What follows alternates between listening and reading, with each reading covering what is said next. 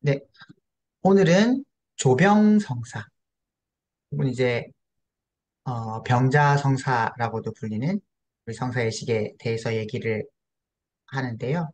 우리 성공의 기도서에는 조병성사라고 되어 있습니다. 근데 보통은 이제 병자성사, 또 정교회에서는 성류성사라고 부른다고 합니다. 그래서 이제 우리가 조병성사라는 말을 우리 교회에서는 쓰고 있기 때문에 조병성사를 썼지만 병자성사라는 말이 더 직관적으로 와 닿는 거는 사실이에요. 조병이 도대체 뭔가, 저도 처음에 조병이라는 말을 듣고서 이게 도울 조자를 사용을 한 건지, 그래서 이제 병이 있는 사람들을 도와준다라는 뜻으로 쓴 건지, 그래서 몰라서 한번 찾아봤습니다. 이제 국어사전에 보니까 조병성사는 나오지 않지만 조병 혹은 조병하다라는 말이 나오더라고요. 그래서 이제 이 조병의 뜻은 이제 다스릴 조자, 조절하다 할 때 그 조자를 사용합니다. 그래서 조병하다 혹은 조병이라는 말은 병을 다스리다 혹은 병을 조절하다라는 뜻을 가지고 있고, 그래서 이제 병, 병으로 인해서 고통을 받고 있는 교우들을 찾아가 이게 함께 기도하고 병 낫기를 기도하고, 또 이제 정말 큰 병에는 어, 슬프기는 하지만 그럼에도 불구하고 우리가 죽음에 대해서 이야기를 해야만 한다면 그런 죽음조차 준비를 하는 그런 과정으로서 조병성사를 한다라고 이해를 할 수 있습니다. 그래서 우리가 조병성사 혹은 병자성사를 어떻게 이야기를 해야 할지, 또 어떻게 나눌 수 있을지 어, 이야기를 할 때 처음에 이제 성서에서 조병성사의 근거가 있나라고 물어보는 사람이 있을 수 있습니다. 그래서 이제 많은 이야기를 하는데요. 여기에 나와 있는 성서 이 근거는 지난번에도 잠깐 말씀드렸던 독일의 천주교 신부님이신 안셀름 그린이라는 신학자이자 신부님이신 안셀름 그린 신부님의 이야기들을 좀 정리를 해 보았습니다. 마태복음 10장 8절, 마테오의 복음서 10장 8절에 보면 이런 말씀이 나옵니다. 앓는 사람은 고쳐주고 죽은 사람은 살려주어라. 나병 환자는 깨끗이 낫게 해주고 마귀는 쫓아내어라. 너희가 거저 받았으니 거저 주어라. 이것은 이제 예수님께서 제자들에게 하신 말씀입니다. 예수님께서는 병든 사람들을 고치시고 귀신을 내어 쫓으시고 그 다음에 죽은 사람들도 살려주셨습니다. 그러면서 제자들에게 예수님 당신께서 하셨던 일들을 너희도 그대로 할 수 있도록 해라 라고 말씀을 하시죠. 이게 그냥 해라라는 이야기는 아닙니다. 어쨌든 예수님께서는 어, 이제 성령에 대한 이야기도 하시면서 그런 얘기들을 하셨는데요. 어쨌든 이제 제자들에게 나와 같은 일을 너희가 해야 한다. 혹은 이제 나보다 더한 일을 해야 한다라는 말씀을 하시면서 그 맥락 속에서 그렇게 말씀하십니다. 또 마르코의 복음서에서 6장 13절에는 이제 마귀들을 많이 쫓아내고 수많은 병자들에게 기름을 발라 병을 고쳐 주었다라는 이야기가 나옵니다. 이건 이제 제자들이 예수님을 따라서 나갈 때 마귀들을 쫓아내고 병자들에게 기름을 발라 병을 고쳐줬다라는 그런 이야기인데요. 이제 보통 기름은 우리가 기름 바르다 할 때 보통은 이제 성령님의 임재를 기름 붓다라고 할 때 성령님의 임재를 상징하기도 하고 치유의 이야기를 하기도 하는데요. 이 병자에게 기름을 바르는 일은 주술적인 의미를 가지기보다는 예수 그리스도를 드러내는 일, 기름 부음 받았던 예수님을 드러내는 일을 오히려 더 한다고 볼 수 있습니다. 그래서 이제 병을 고치는 게 의사의 일이지만 우리는 의사로서 이렇게 병을 고치는 게 아니라 병을 고치셨던 예수님을 대신해서 그 예수님을 생각나게 하도록 이렇게 일을 하는 사람들이다. 혹은 성령님의 도우심을 구하는 사람들이다 하며 이렇게 기름을 바르는 행동, 그리고 이제 죄를 용서하고 죄 용서를 선포하고 또 귀신을 쫓아내는 일들을 하게 됩니다. 그래서 이제 병자에게 기름을 바르는 일은 예수님을 나타내는 일 혹은 드러내는 일이다라고 말할 수가 있습니다. 그리고 야고보의 편지죠. 여러분 가운데 앓는 사람이 있으면 그 사람은 교회의 원로들을 청하십시오. 원로들은 주님의 이름으로 그에게 기름을 바르고 그를 위하여 기도해 주어야 합니다. 믿고 구하는 기도는 앓는 사람들을 낫게 할 것이며 주님께서 그를 일으켜 주실 것입니다. 또 그가 지은 죄가 있으면 그 죄도 용서를 받을 것입니다.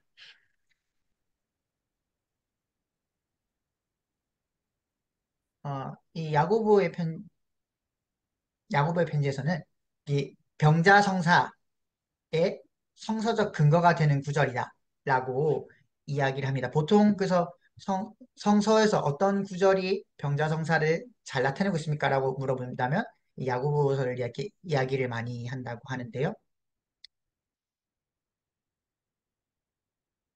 그래서 앓는 사람들은 이제 원로에게 도움을 청하십시오. 라는 이 말을 보면서 이제 사제에게 도움을 청하는 그런 일들을 하고, 이제 그리고 그 원로들은, 혹은 사제는 주님의 이름으로 그에게 기름을 바르고 그를 위해 기도해 주어야 합니다.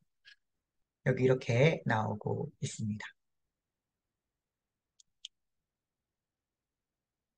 사실 이 초대교회에서는 기름을 바르는 일이 성사였지만 오히려 기름 자체가 성사라고 생각을 하기도 하였습니다.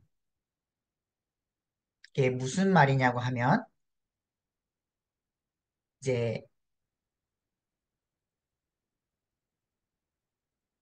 378년에서 417년 이렇게 적혔죠. 교황 인노첸시오 1세 교황께서 그가 보내신 교서 중에 병자성사는 모든 신자에게 허락된 성사다라는 이야기를 하고 있습니다. 그래서 이제 이 성류를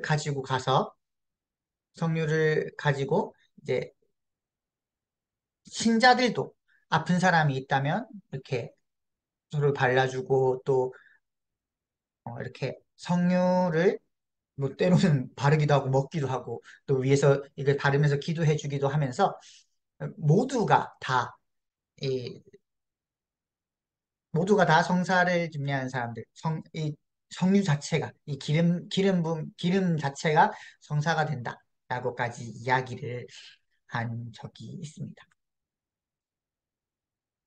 이 5세기부터는 이제 이 성류가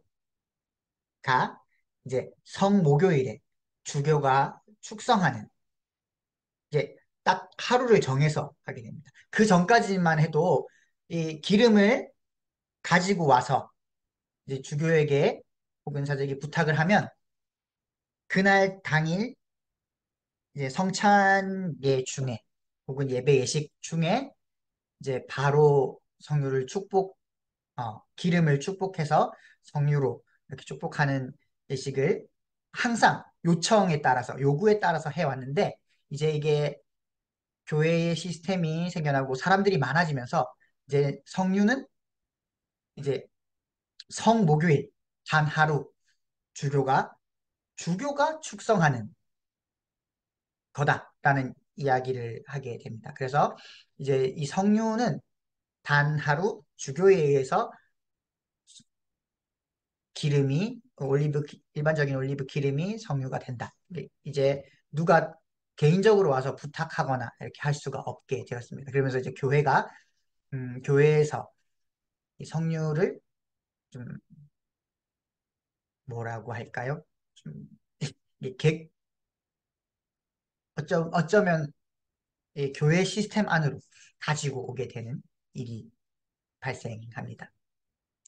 그리고 11세기에서 12세기경에는 우리가 잘 알고 있는 신학자 토마스 아퀴나스가 그런 얘기를 합니다. 이 토마스 아퀴나스는 이제 이 그리스도인이 걸어가는 모든 길을, 모든 은혜와 은총의 길을 다 포괄하는 성사다. 예, 조병성사는 그런 성사다. 그렇기 때문에 병자성사는 그런 성사이기 때문에 인생에 딱 한 번, 죽기 직전에 한 번 하면 이 그리스도의 은혜, 하느님께서 죄를 용서하시는 모든 은혜를 경험하고 그리고는 이제 천국에 갈 수 있다. 하느님 나라에 들어갈 수 있다. 라고 이야기를 합니다. 그러면서 이제 병자성사는 종부성사라고 이름이 바뀌게 됩니다. 딱 한 번만 하면 된다. 죽기 전에 한 번만 하면 이제 죽기 전에 혹은 죽고 나서 딱 그 지점에 딱 한 번만 하면 되는 성사로 11세기부터는 그렇게 이해되기 시작합니다.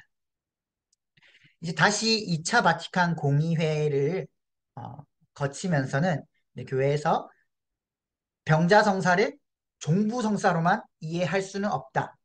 이제 그 병의 경중을 떠나서 그리고 그 병으로 인해서 죽지 않더라도 이 병이 나을 수 있길 바라는 마음 그리고 그런 기도 그 병자를 도와주는 마음 그 마음으로 그 병자를 섬기고 그 병자가 털고 일어날 수 있도록 혹은 이제 또 죽음의 그 병으로 인해서 죽음에 이르게 된다면 또 하느님 품에 잘 안길 수 있도록 도와주는 이제 이제부터는 크고 작은 모든 일들 그 병들에 다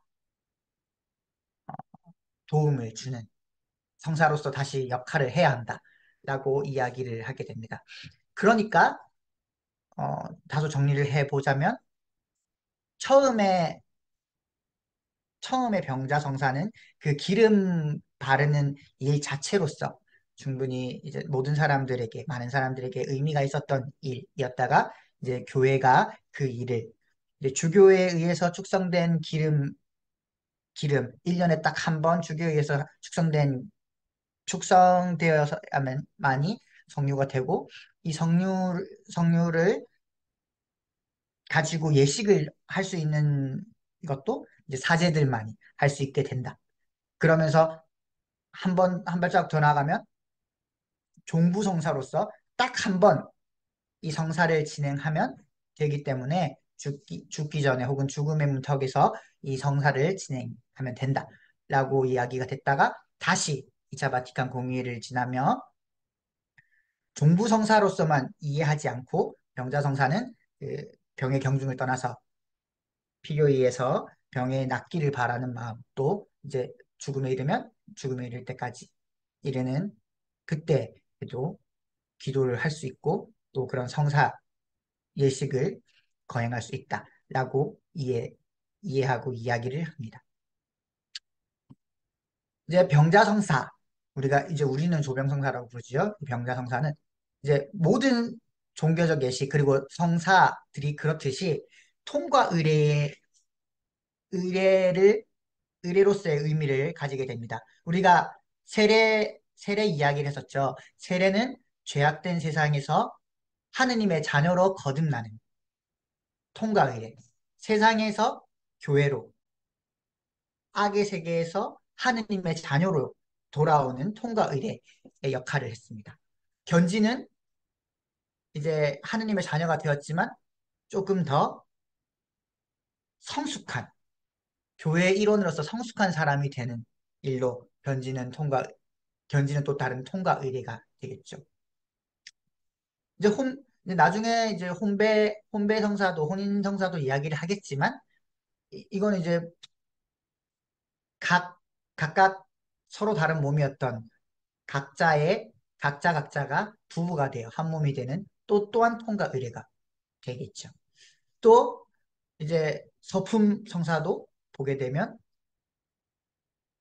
교회 교회의 리더로서 혹은 이제 하느님의 부르신 사제로서 품을 받고 또 새로운 사람이 되는 통과 의례가 되겠죠. 또 조병성사는 그렇고 이제 이런 모든 성사들은 그리고 모든 예식들은 통과 의례로서 어, 통과 의례로서 의미를 가지게 됩니다. 특별히 병자성사, 우리가 조병성사, 우리는 조병성사라고 하지. 우리 조병성사는 어, 어떤 것으로 통과가 되냐, 어떤 상태로 변화가 되냐. 이거는 좀 아픈 이야기죠. 건강한 상태에서 병든 상태로 넘어가는. 그리고 삶에서 죽음으로 옮겨가는 그 시점에 하는 통과 의례입니다. 우리가 변화하는 것은 좋은 일이든 그리고 또 우리가 안 좋게 보는 일이든 변한다는 것 자체만으로도 어, 마음의 부담감 그리고 불안감을 가지게 되지요. 그런데 이 통과 의례를 함으로써 옮겨감, 건강한 삶에서 병든 삶으로 또 삶에서 죽음으로 옮겨가는 이 과정 속에서 우리는 불안과 두려움을 가지게 되는데 이 불안함을 덜어주고 또한 우리에게 찾아오는 이 일들을 받아들일 수 있는 새로운 힘을 허락해 줍니다. 그래서 병자성사는 새로운 삶을 받아들이게 합니다. 물론 우리가 건강한 삶을 뭐 평생 그리고 우리가 죽지 않을 수만 있다면 영원히 사는 것도 좋겠지만 우리 인간은 죽을 수밖에 없다라는 사실을 알고 있습니다. 그렇기 때문에 누구든지에게 언젠간 찾아오는 이 죽음, 근데 이게 정말 나에게 가까이 다가왔구나. 그리고 이제 병이 나에게 찾아왔구나. 그러면 나는 이 병을 받아들이고 다만 이 병과 어떻게 상호작용하고 어떻게 앞으로 남은 기간들을 살아갈 수 있을까라는 것을 더 고민하고 그 속에서 나는 하느님의 자녀로서 하느님의 사람으로서 어떤 일을 할 수 있을까 고민하고 또 용기 있게 자신의 삶을 살아갈 수 있는 힘을 줍니다. 그래서 통과 의례로서의 병자성사라는 이야기를 하기도 합니다. 이제 우리 조병성사 혹은 병자성사는 각 교회의 전통에 따라서 조금씩 다르게 진행이 됩니다. 그런데 지금 제가 여기서 그 예식의 진행 상황을 말씀드리는 거는 우리 성공회 기도서에 나와 있는 순서대로 한번 말씀드립니다. 우리 성공회 기도서에는 처음 조병성사를 시작할 때 문병기도로 시작합니다. 사제가 이 병의 조병성사를 요청한 이 병자를 위해서 이제 이를 위해서 기도로 시작을 하죠. 문병기도 시작을 합니다. 그리고 성서 말씀을 전하는데요. 당연하지만 이 병중에 있는 사람이기 때문에 뭐 권면의 말씀이라든지 아니면 이 사람을 탓하는 뭐 당신에게 죄가 있어서 이렇습니다. 라든지 이런 말들은 하지 않습니다. 죄에 빠져서 그렇으면 돌아오십시오. 이런 말 하지 않습니다. 어쨌든 위로의 말씀을 전달하게 되어 있고 거기에 또 성서 말씀들이 어, 쭉 준비되어 있는데요. 그것을 해도 되고 또한 이제 그 병든 사람에게 병석에 있는 그에게 이야기를 해주고 싶은 또 다른 말씀이 있다면 다 전달할 수도 있다라고 어, 기도서에는 기록하고 있습니다. 이후에는 죄의 고백입니다. 이 죄의 고백을 할 때는 병자가 의식이 없거나 혹은 말을 할 수 없는 경우가 있죠. 말을 하기 힘들 경우에는 참석한 다른 이들이 해줄 수도 있고 혹은 이 죄의 고백을 할 때 혹시나 뭐 이 병석에 있는 사람이 하고 싶은 이야기가 있다면 사람들을 물리고 또 이야기를 하는 고해성사를 다시 진행을 할 수도 있습니다. 그리고 제 죄 고백을 하고 나서는 신앙 고백을 하게 되죠. 이것도 마찬가지로 신앙 고백도 할 수 없는, 예, 말을 할 수 없거나, 그런 뭐 기운이 없거나 기력이 없거나 말을 할 수 없는 상황이라면 그 자리에 함께 하고 있는 가족이나 함께 온 사람들과 함께 신앙 고백을 하게 됩니다. 그리고 이후에는 도유와 안수의 순서로 넘어가는데요. 도유라는 말은 말 그대로 기름을 바른다 라는 뜻을 가지고 있습니다. 안수는 머리에 손을 얹는 것 알고 계시죠? 이제 우리가 성류로 축성하는 그 기름은 올리브 기름을 사용을 합니다. 올리브는 척박한 땅에서 자라, 자라나는 식물로 이제 그 올리브가 가지고 있는 여러 가지 상징들이 있는데요. 그 올리브 기름의 상징 중에는 정화, 깨끗하게 한다. 그리고 그 병을 고친다. 그래서 이제 아픈 사람들에게 올리브유를 바르는 풍습들이 전부터 이게 약처럼 바르는 풍습들이 고대 근동 지방에는 있었습니다. 그래서 이제 정화를 상징하기도 하고 또 올리브는 승리를 상징하기도 합니다. 그리고 올리브는 평화를 상징하기도 하며 또 올리브유는 화해를 상징하기도 합니다. 그래서 이런 상징들을 보시면 아시겠지만 결국 그 병이라는 이 증상을 누군가는 죄의 결과로 보기도 합니다. 그래서 죄를 용서해주고 병을 고쳐주어라 라는 이야기, 또 예수님께서도 네 병이 나았다라는 말씀을 하시지만 네 죄가 용서받았다라는 말씀을 하기도 하십니다.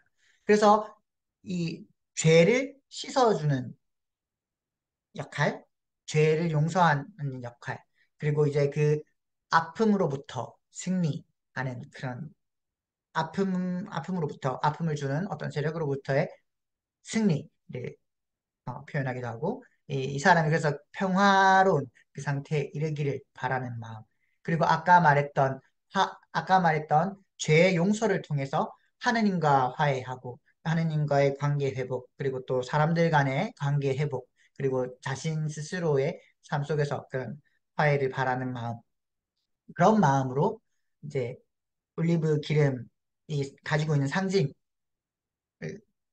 있죠. 그래서 이, 이런 뜻을 가지고 있는 올리브 기름을, 성유를 발라주면서 이 사람을 위해서 기도합니다. 그러고 나서는 성령님께서 이 병든 사람을 고쳐주시기를 바라는 기도를 하게 됩니다.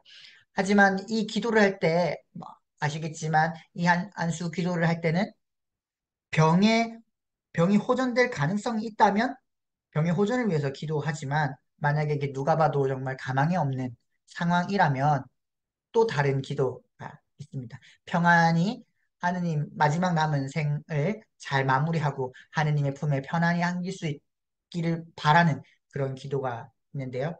어찌되었건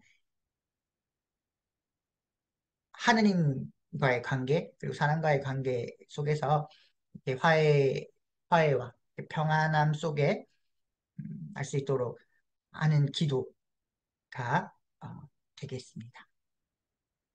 그리고 그 뒤 순서는 영성체입니다. 보통의 경우 영성체를 할 때는 이제 축성한 축성된 성체를 모시고 가서 이제 하게 되는데요. 그렇기 때문에 이제 봉성체라는 말을 하기도 하죠. 모시고 가서 성체를 영할 수 있도록 도움을 줍니다. 그래서 성체를 영할 수 있고 뭐 때에 따라서는 미리 축성된 보혈을 할 수도 있다. 보혈을 영하게 할 수도 있다. 보혈을 영할 수도 있다라는 이야기가 나오는데요. 보통은 축성된 성체를 영하게 됩니다. 우리 조병성사는 기본적으로 치유를 기원하는 의미를 담고 있습니다. 하지만 무조건 치유를 담보하진 않습니다. 만약에 조병상사를 한다고 해서 모든 사람이 다 낫는다고 한다면 의사도 필요 없고 아무것도 필요 없고 그냥 무작정 기도만 할 테지요. 하지만 하느님께서는 모든 사람에게 이런 능력을 허락하지는, 병 고치는 능력을 허락하지는 않으셨습니다. 그럼에도 불구하고 우리는 병든 사람들을 위해서 기도합니다. 그러면 환자의 마음속에 있는 두려움, 그리고 내가 혼자 있구나 라는 환자의 외로움이 있을 거예요. 그래서 그 외로움을 덜어주며 하느님께서 이 환자와 함께 하시고 하느님께서 이 사람을 끝까지 사랑하신다는 것을 느낄 수 있도록 도와줍니다. 그리고 그리스도께서 나를 구원하시는구나 라는 것을 정확하게 이 환자가 알 수 있도록 심적인 부담감을 덜어줍니다. 이제 그렇게 되면은 하느님께서 물론 하느님께서 병든 사람을 하느님의 뜻이라면 고쳐줄 수 있겠죠. 또 이제 이런 심적인 부담을 덜어냄으로써 또 병이 낫는 그런 일도 충분히 존재합니다. 그리고 우리가 과학적으로 설명할 수 없는 그런 기적들이 일어나기도 하고. 하지만 그 기적이 일어나지 않는다고 해서 우리는 이 일을 하지 말아야 된다라고 할 수 없습니다. 왜냐하면 그 속에서 하느님께서 그렇게 하지 않으신 병든 사람을 고쳐주시지 않으시고 이 사람이 하느님 이제 생명을 다하는 자신의 삶을 이제 마무리하는 시점에 들어선다고 해도 이제 두려움 없이 하느님 앞에 조금 평안한 마음으로 하느님 앞에 돌아갈 수 있도록 하느님 앞에 설 수 있도록 도움을 주는 일을 하게 됩니다.